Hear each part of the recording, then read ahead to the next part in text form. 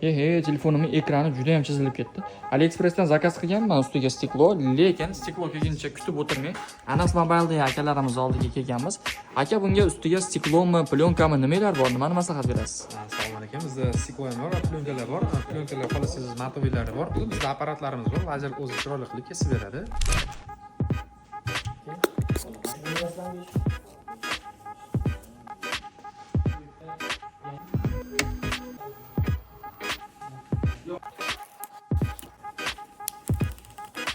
Bo'ldi do'stim, tayyor. Qani?